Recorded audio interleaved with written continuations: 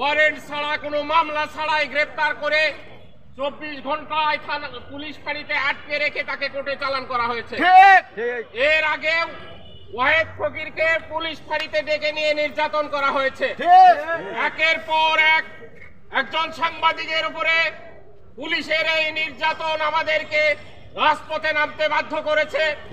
আমরা বলতে চাচ্ছি, সাংবাদিক কোনো অন্যায় করলে, কোনো অপরাধ করলে তার বিরুদ্ধে আইনগত ব্যবস্থা নেওয়া হোক, কিন্তু কোনো পুলিশ কর্মকর্তা ব্যক্তিগত আক্রোশের কারণে তার দুর্নীতি, ঘুষখোর, এই ঘুষখোর ওসির দুর্নীতি, অবাধ মাদক বাণিজ্য, ফ্যাসিবাদী আওয়ামী লীগের সন্ত্রাসীদের আশ্রয় প্রশ্রয় দানের মাধ্যমে কোটি কোটি টাকা ইনকাম, এই সব তথ্য জানার কারণে কোন সাংবাদিককে হয়রানি করা হবে, এটা আমরা মেনে নেব না।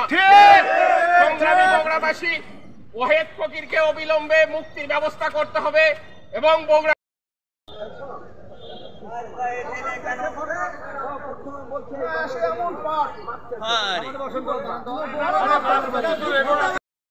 যেমন দিনে রাত 24 ঘন্টা বৃষ্টির মধ্যে, রোদের মধ্যে ভিজে আমরা সংবাদ সংগ্রহের কাজে থাকি, তেমন পুলিশ প্রশাসনের লোকজনও অনেক কঠোর পরিশ্রম করে কিন্তু আইন শৃঙ্খলা পরিস্থিতি স্বাভাবিক রাখার চেষ্টা করে। কিন্তু আজকে এই এসপি অফিসে একজন পুলিশ কর্মকর্তার সাংবাদিকদের সামনে এমন মানে আচরণ আমরা কখনো মেনে নিতে পারি না। সাংবাদিক সমাজ আমরা এর তীব্র নিন্দা জ্ঞাপন করছি এবং দৃষ্টান্তমূলক যে এই সাংবাদিকদের সামনে দাঁড়িয়ে দৃষ্টান্তমূলক আচরণ করার দুঃসাহস দেখাচ্ছে, তার অবিলম্বে দৃষ্টান্তমূলক শাস্তি দাবি করছি আমি। ধন্যবাদ। আমরা মনে করেছিলাম পুলিশ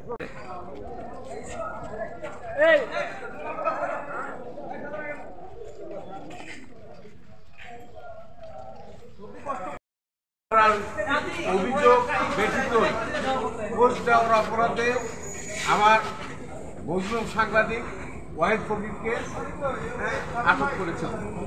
আটক করবার পরে বিকাল 3টা নাগাদ কোনো রকম তার বাদী খুঁজে পায়নি। পরবর্তীতে 24 ঘন্টার মধ্যে আইনের বিধান আছে যে সাদা কাস্টডিতে রাখতে পারবে না, এই জন্য তারা বাদী সাজায় দিছে। তাইলে কেন একটা পোস্টের অপরাধ হয়েছে? এই পোস্ট ইউটিউবে গান আছে। আমাদের জায়গাটাই আইনের স্বচ্ছতা, আইনের বৈধতা যেটা আছে, সে বৈধভাবে কাজ হয়নি, যার জন্য আমরা রাস্তায় নিই। আইনের গতিতে চলুক, আমাদের কোনো আপত্তি নাই। আমি আইনের ঊর্ধ্বে নয়, প্রশাসন আইনের ঊর্ধ্বে নয়, পুলিশ প্রশাসনের ঊর্ধ্বে নয়। যে জিনিসগুলো আমরা প্রশাসনের এবং আইনের ব্যত্যয় দেখেছি, সেই কারণে আমরা রাস্তায় নিই। আজকে আপনাদের